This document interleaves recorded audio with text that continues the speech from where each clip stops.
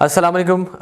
मुआविन interviews के साथ हम आपकी खिदमत में हाज़िर हैं। आज जिस पर्सनैलिटी का हम इंटरव्यू करने जा रहे हैं वो एक ओडी स्पेशलिस्ट हैं, कॉर्पोरेट ट्रेनर हैं, एचआर प्रोफेशनल हैं और इन सब के साथ साथ cofounder and directors operations T souls भी हैं। Miss Zaryab, who is Zaryab? So this is Zaryab Mahmood and I am a business graduate from Punjab University. I started my career from an organization which is a startup backed by Stanford University, Amal Academy. There and then I started as a very small position, associate level, which I had no idea what I'm going to do. But I've spent 5.5 years in the same organization because there and then I explored myself.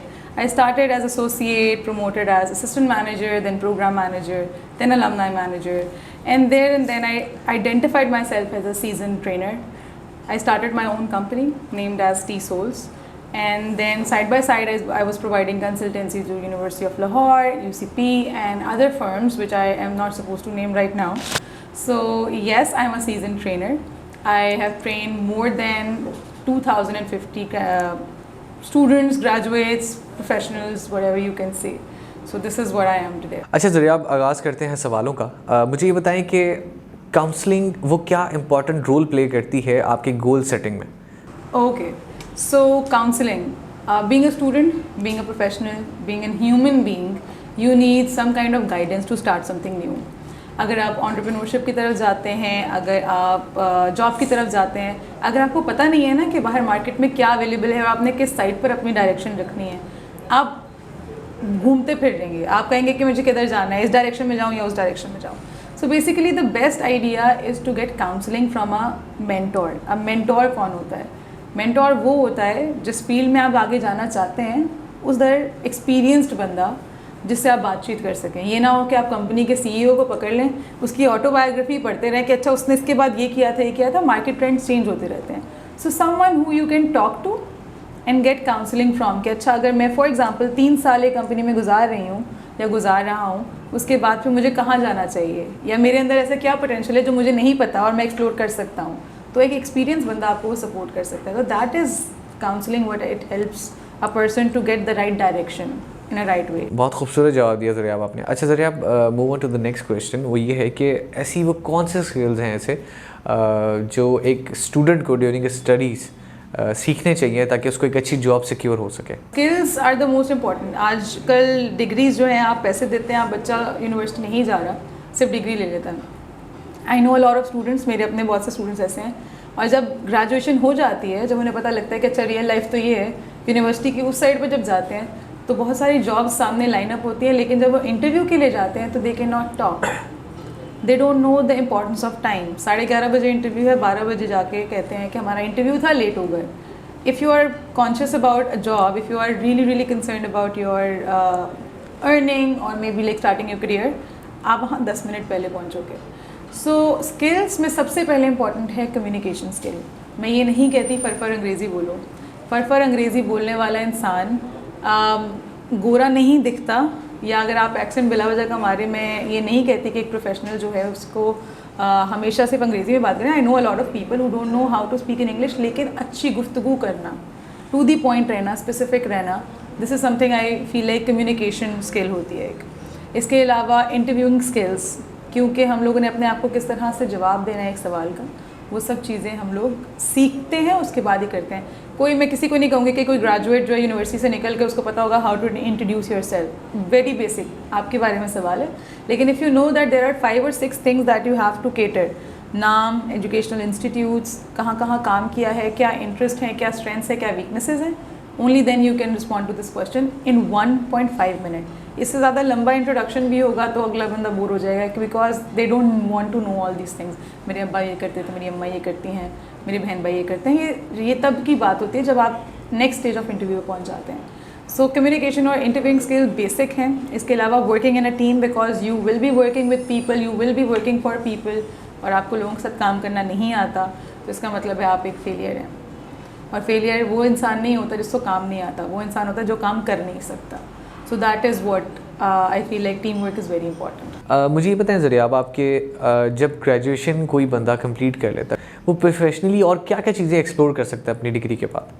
Okay, again very wide question. इसका जवाब मैं ये नहीं कहूँगी कि 3 कंपनियाँ हैं वहाँ अप्लाई कर दो, बहुत सारी कंपनीज़ हैं। Honestly speaking, if you are a tech graduate, if you are software engineer, if you are IT graduate, you write IT companies in Lahore and there are hundreds of companies जो आपको नज़र भी नहीं आएंगी कि अच्छा मेरे एरिया में भी कंपनियाँ चल रही हैं।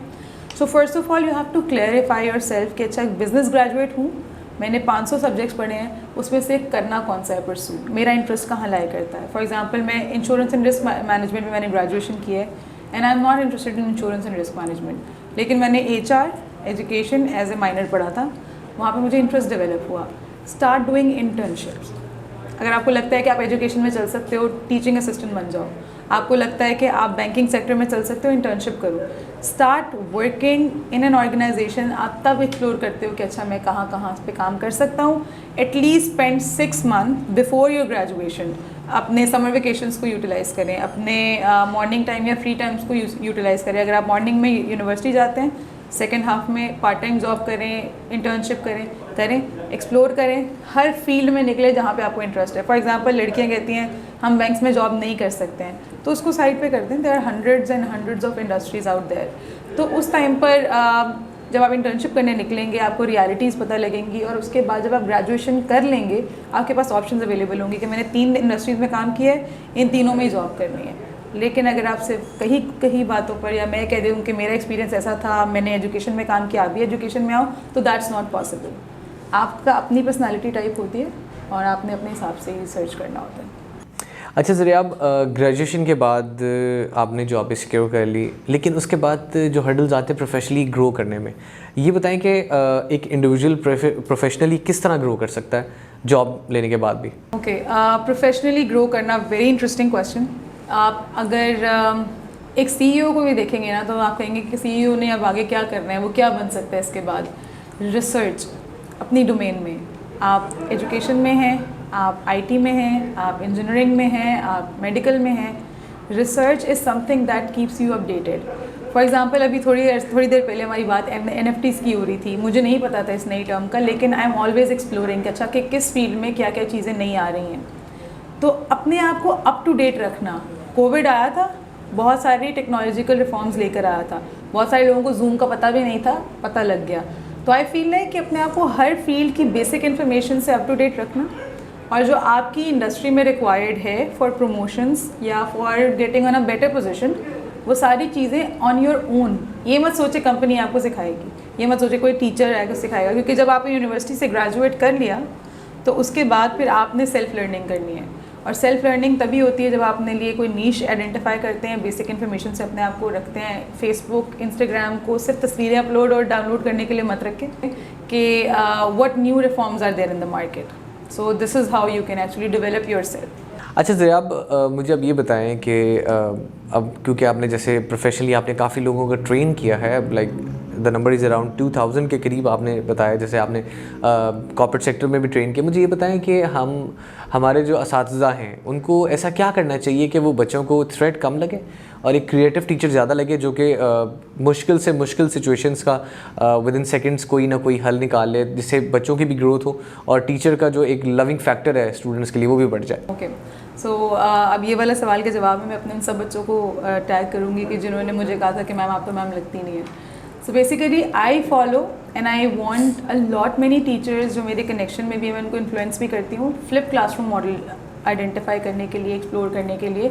और वो होता कैसे है कि one person can not tell everything right. एक बंदे के पास हर इन्फॉर्मेशन सही नहीं हो सकती है।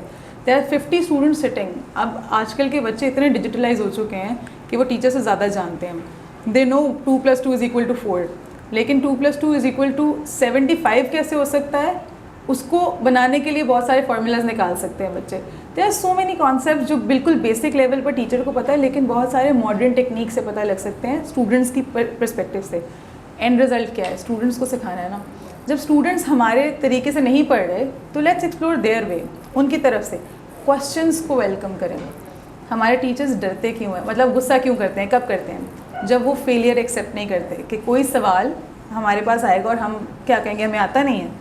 मैं तो बहुत सारे सवालों में अपने बच्चों को कहती हूँ कि बेटा मुझे तो इस चीज़ का पता नहीं है, लेकिन एक अच्छा उस्ताद वो है जो अगर आपको नहीं पता एक्सेप्ट करे, ताकि बच्चों के अंदर एक्सेप्टेंस आए कि हाँ failure is a part of life. तभी तो हम कहते हैं कि बच्चे जैसे नौकरी के लिए जाते हैं, बाहर जब रिजेक्शन होता है तो परेशान हो जाते हैं। वो इसलिए होते हैं क्योंकि उन्होंने देखा होता है कि हमेशा हर बंदा परफेक्ट है, परफेक्शन नहीं दिखानी है उनको। नहीं आता एक्सेप्ट करें और उसके बाद घर जाकर या अपने रिसर्च में जाकर उसको सीखें, गेट बैक टू देम। तब वो आप पे ट्रस्ट करेंगे, तब वो आपसे सवाल करना शुरू करेंगे, तब वो अपने आइडियाज़ आपसे शेयर करेंगे। अभी के जो मैं बड़ी माजरत के साथ अभी के जो कुछ टीचर्स हैं वो सिर्फ इस चीज़ के लिए कि वो स्टेटस को है, हमें सब आता है, ये वाला इंप्रेशन कायम रखने के लिए they are not letting people ask questions. So that is the difference between me और द फैसिलिटेटर्स। जो आजकल बहुत सारे अच्छे टीचर्स भी हैं, फैसिलिटेटर्स मैं उनको कहूँगी, क्योंकि वो स्टूडेंट्स को सपोर्ट करते हैं कुछ नया सीखने में, सिर्फ बताने में नहीं यकीन रखता है। हर बच्चे का डिफरेंट वर्क स्टाइल होता है, स्टडी स्टाइल होता है। एक बच्चा बैक बेंचर है, एक बच्चा फ्रंट पे बैठा हुआ है, एक अप्रोच नहीं होगी। सबसे पहले try to assess your audience, कौन सा बच्चा किस तरह से। जो बैक बेंचर्स होते हैं ना वो सबसे अच्छे ऑब्जर्वर्स होते हैं, वो यूँ पिक करते हैं बात को। तो डिफरेंट स्टाइल्स और एक्टिविटी बेस्ड लर्निंग लेकर आए, क्योंकि अगर क्लास में सिर्फ एक स्टाइल ऑफ लर्निंग फॉलो होगा बच्चे बोर हो जाएंगे, मैं खुद बोर हो जाऊंगी। I was a back bencher, मैं बड़ा फ्रैंकली और बड़ा ओपनली बताती हूँ इस बात को। लेकिन the amount of learning I had from teachers जो मुझे इंटरेक्शन के थ्रू पढ़ाते थे कि अच्छा क्वेश्चंस पूछ लिए, एक्टिविटीज़ हो गई, not only books were involve, activities में आपकी अपनी पर्सनल लाइफ इन्वॉल्व हो जाती है। For example tug of war से मैंने टीम वर्क सीखा।